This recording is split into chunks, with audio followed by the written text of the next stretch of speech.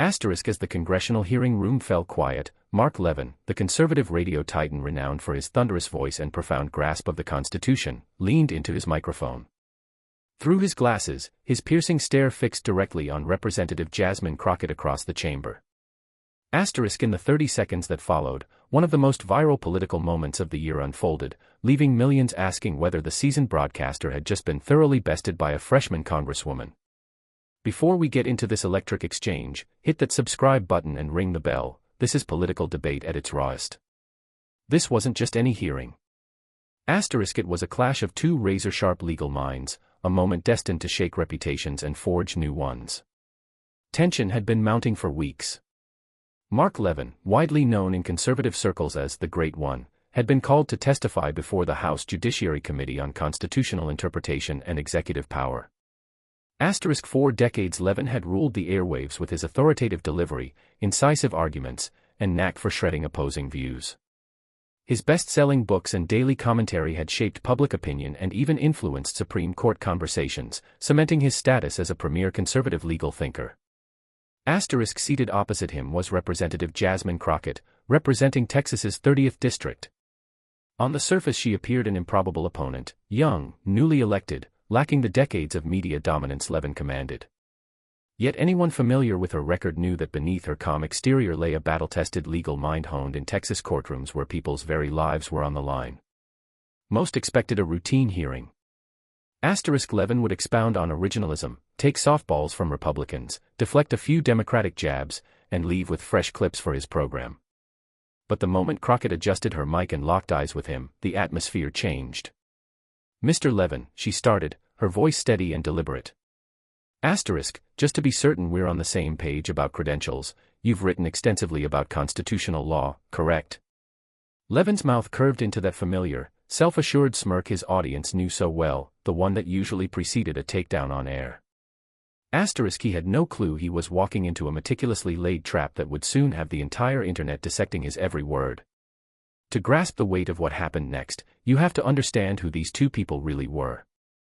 Mark Levin wasn't simply another pundit, he was conservative royalty.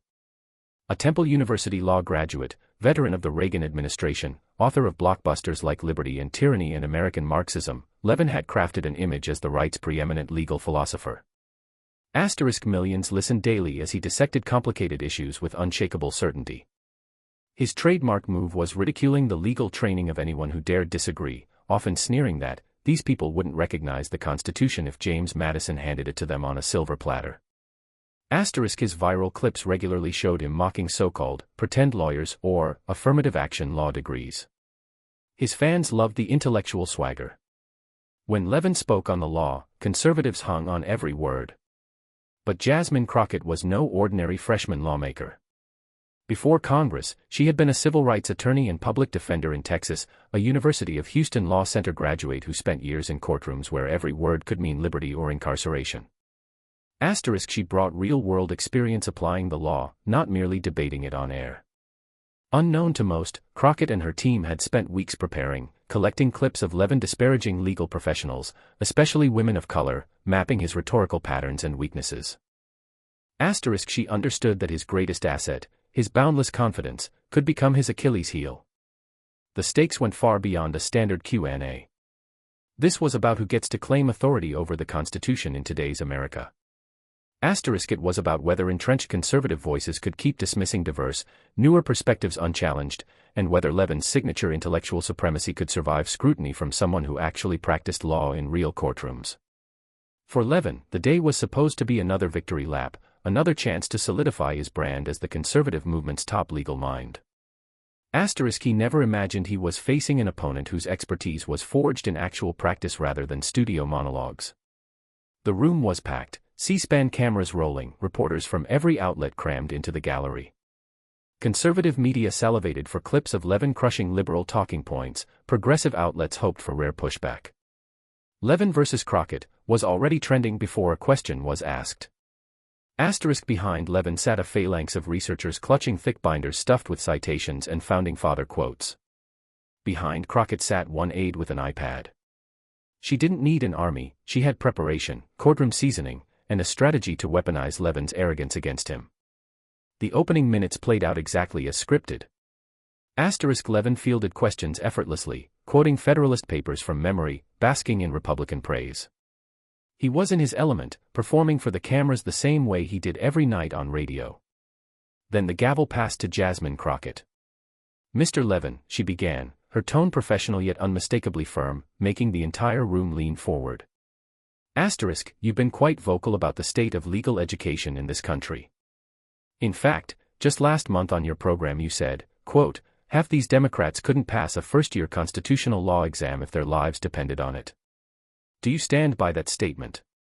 Levin adjusted his glasses, the tell his fans recognized as the prelude to an attack. I say a lot of things on my show, Congresswoman, but yes, I stand by my view that many in politics today have no real understanding of our constitutional framework. I see, Crockett answered coolly, flipping through her notes.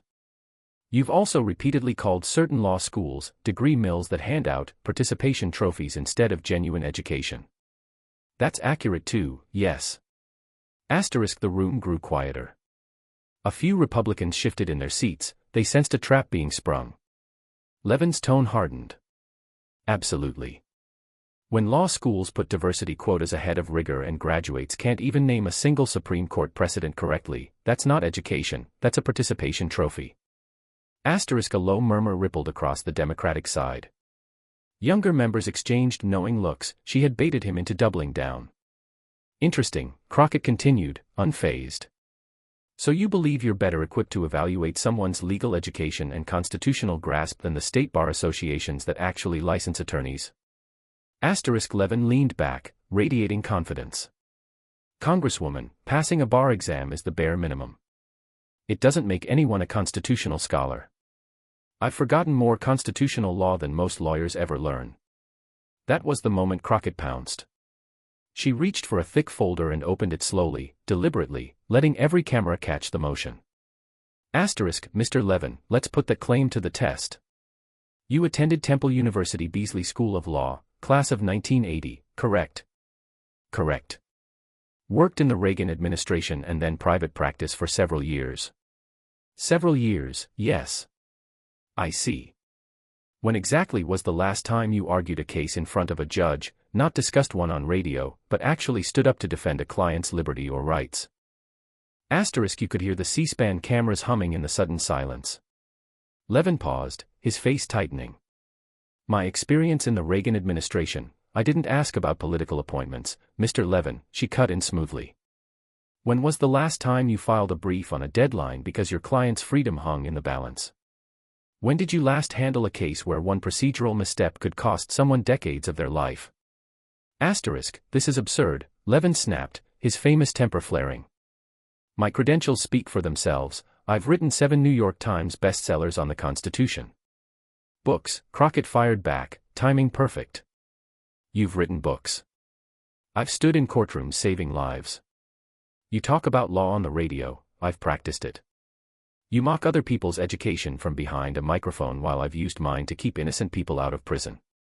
So tell me, Mr. Levin, with a straight face, do years of commentary make you more qualified than those of us who actually still do the work?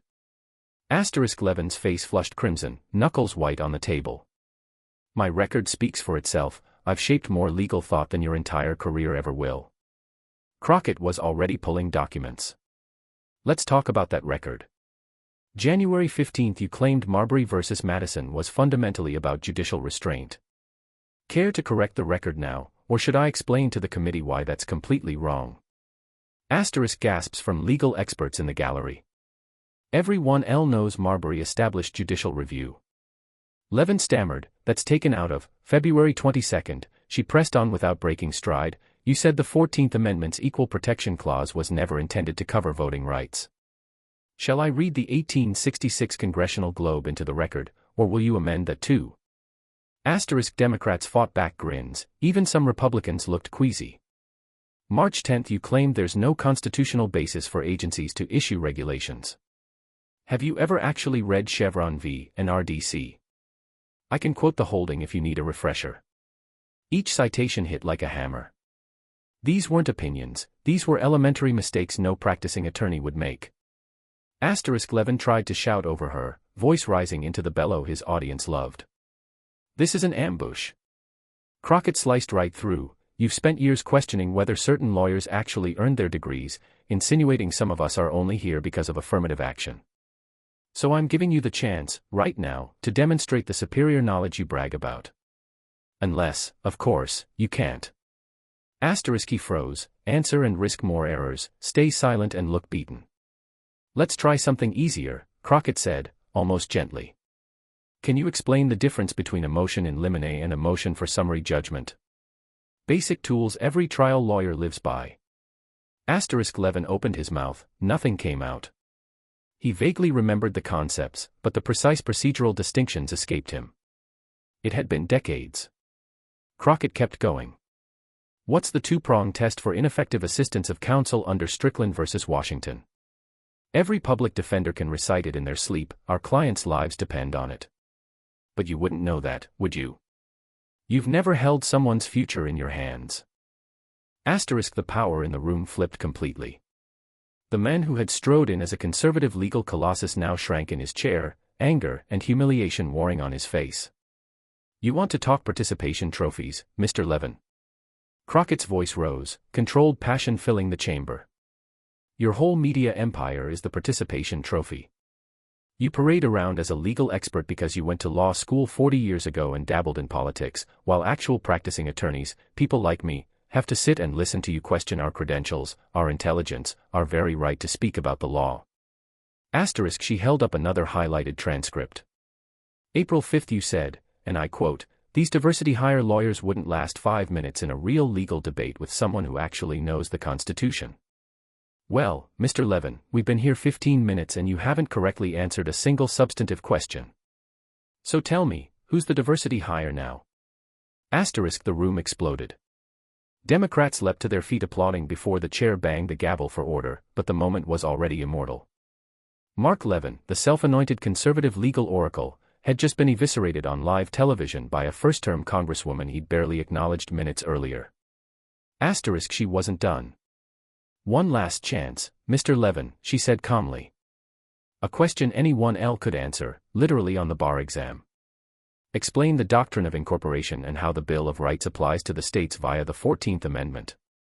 Constitutional Law 101. Dead silence. Levin started, voice stripped of its usual command, the doctrine of incorporation, it's how the Bill of Rights, through the 14th Amendment, the men who had lectured America for decades about the Constitution couldn't string together a coherent explanation. Allow me, Crockett said, almost kindly.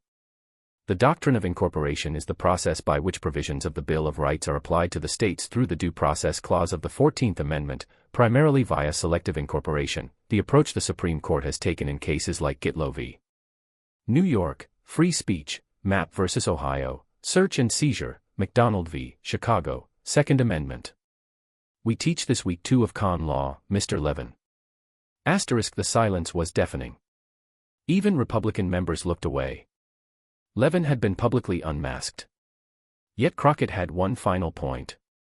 She held up her law degree, bar card, and a thick stack of case files. This is my degree from the University of Houston Law Center, the school you've called second tier. This is my active Texas bar license, something you haven't maintained in decades. And these are real cases, real people I've defended, real appeals I've won. Real law, Mr. Levin, not commentary, not theater.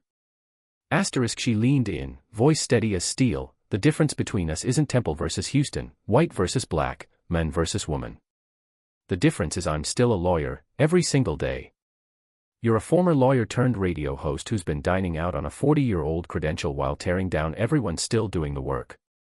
So the next time you dismiss someone's degree, call practicing attorneys, diversity hires or participation trophies, remember this moment. Remember that when you finally faced a real lawyer, one who actually knows the law, you couldn't answer questions my 1L students would laugh at. Levin muttered, this is character assassination. No, Mr. Levin, she replied. This is what happens when arrogance meets preparation. When a microphone is mistaken for mastery. When someone who actually knows the law calls your bluff. She gathered her papers with the calm finality of a lawyer who just rested a winning case. No further questions, Mr. Chairman. I think Mr. Levin's qualifications have been made abundantly clear. Asterisk the gavel fell, but everyone knew they had just witnessed history. Mark Levin, once untouchable, sat frozen, face flushed, credibility in tatters. His staff looked shell-shocked, they had come for victory clips and left with a funeral. As Crockett rose and walked past his table, she paused just long enough for the mics to catch. I'll be listening to your show tonight, Mr. Levin. Curious how you'll spin this, though after today, I'm not sure you know what spin means in a legal sense either. Asterisk he opened his mouth, no words came. For the first time in decades, Mark Levin was speechless. Asterisk within minutes the clip was everywhere. Crockett destroys Levin rocketed to the top of every platform. Progressive outlets called it the most satisfying takedown in years, even some conservative commentators admitted he'd been outprepared and outclassed. Politico's headline became legendary, "The Great One Fumbles, Mark Levin Stumbles on Basic Law in Disastrous Testimony." Asterisk CNN's Jeffrey Toobin tweeted he'd never seen a more complete dismantling in 30 years covering legal affairs. Fox struggled, Gutfeld mumbled about bad days, Hannity called it an ambush, but the tone rang hollow. Law professors across the spectrum, Lawrence Tribe, Lamar, Federalist Society members, confirmed every correction Crockett made was accurate and Levin's errors elementary. Asterisk that night millions tuned in expecting contrition. Instead Levin raged for an hour about leftist ambushes and never addressed a single factual mistake. Callers, even longtime fans, turned on him. One Texan told him, "Mark, she was right. You couldn't answer basic questions. How can you call her unqualified?" He cut to commercial. Asterisk the fallout snowballed. Old clips resurfaced showing years of Levin botching basic doctrine while mocking others. Ben Shapiro, Tucker Carlson, and others tried to defend him, but the defenses collapsed against simple fact checks. Memes flooded the internet. Mark Levin Law School became shorthand for faking expertise. Asterisk meanwhile Jasmine Crockett's star soared. 500,000 new followers in 48 hours, speaking invites from top law schools, book offers, MSNBC analyst gig on the table. Applications to University of Houston law spiked 30%. The Texas bar praised her for illustrating the difference between practicing law and performing it. Asterisk 3 days later Westwood One quietly shifted Levin's show from legal commentary to general conservative talk. Advertisers bailed. Stations dropped him. Book sales tanked. Speaking gigs cancelled. Within months his audience had cratered 40 to 60% across platforms. Asterisk a year later the University of Houston created the Jasmine Crockett Chair in Constitutional Practice. Levin's attempted comeback podcast limped to under 10,000 downloads. He tweeted bitterly about identity politics ruining legal education, 47 likes. Asterisk 5 years on, Jasmine Crockett argued a major voting rights case before the Supreme Court, on leave from Congress because the stakes were too high to delegate. Observers noted she embodied everything she had proven that day: preparation, substance, and unshakable command of the law. Asterisk Mark Levin had vanished into obscurity, a cautionary tale taught in journalism and professional ethics classes. His downfall marked the end of an era when loud confidence and old credentials could pass for expertise. Asterisk what became known as the Crockett Standard reshaped legal and political discourse. Law schools added her cross-examination to advocacy curricula. Bar associations tightened rules on public legal commentary. A new generation, especially women and minorities in the law, found inspiration that real practice, not pedigree or bluster, was what earned authority. Asterisk the lesson was simple and enduring: true expertise isn't proclaimed from a studio, it's demonstrated, under fire, when the cameras are rolling and the record is forever. And on that day in the House Judiciary Committee, Jasmine Crockett proved it beyond any doubt.